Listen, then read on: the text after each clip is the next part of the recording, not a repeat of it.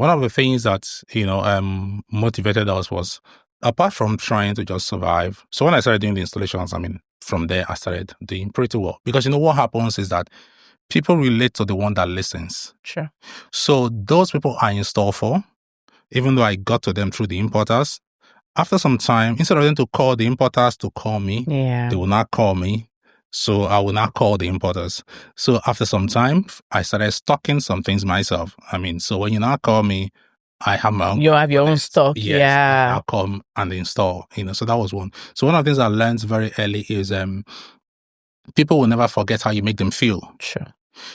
So I do my best to treat people well, and I learned something very early. When you do something good, people are happy, but they may not tell someone else. Yeah. But if they are dissatisfied, they will tell at least 5 people. Oh, yeah. So because of that, I do more to try to satisfy a customer that had complaints. Yeah. That's, I'll give a very simple example. Yesterday afternoon, a customer called me. That some of my guys, his inverter was bad since February. They're trying to get a new board and all that. And I don't know, okay, sent to me, sorry about that, I wasn't aware and all that. So he sent me. I learned that the customer has been a customer since 2019. Wow. When I called my guys, I said, what's the problem? He says the board is not available, blah, blah. I said, please take a new inverter, come and install for the man. Because I realized that we've gotten like 5 referrals from him. From this person, yeah. And if we don't take care of it, he will tell those 5 plus another 5. Yeah. I get him and all that. So, so I'm always careful about that.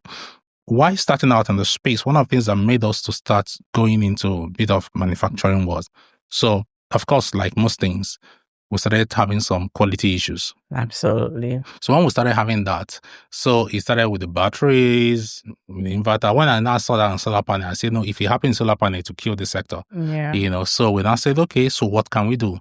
So initially we thought of a simulator. So a simulator is called like a solar module tester, but it's quite bulky. It's larger than the stable, maybe twice of the stable size. So we wanted to buy that. We looked at it, we said, well, this is quite bulky. It won't fit into my office. We are going to keep it and all that. So on the second thought, we said, okay, maybe why not we take it a step further, to just start assembling so that we can be sure of what we're offering to the customers. To the public, yeah. So one of the things that led us into all this is, okay, we want to be more in control.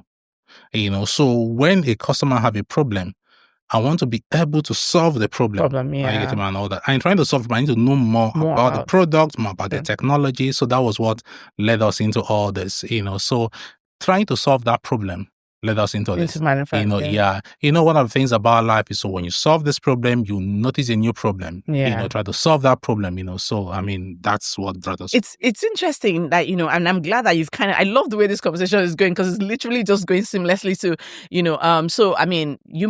people might not know, but Chuks, like I mentioned in the intro, has started one of arguably the first solar assembly plants in Nigeria.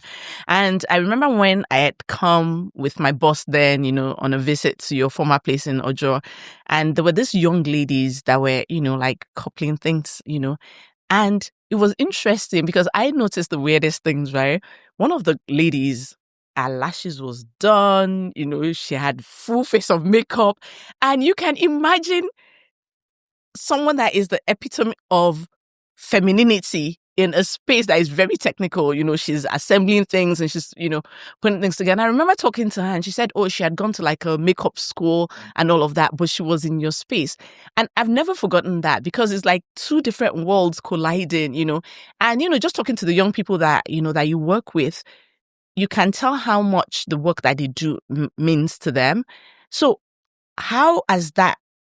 what has that done for you in terms of, like, let's leave the Naira and Kobo now. Yeah, you're doing this business because you want to make a living. But these young people, tell us a bit more about these people that work in your plant and how this has made a difference in their lives. Yeah, thank you for that. I'm sure it's the same for most entrepreneurs. So the people that work with you are arguably one of the biggest reasons why you will never give up. Sure. Because sometimes my wife complains, she says, why do you have too many staffs? Why do you have to pay a lot of wage bill and all that? And there was something that happened. I think that was around something about either 2019 or so. I think Goodluck Jonathan was the president then. There was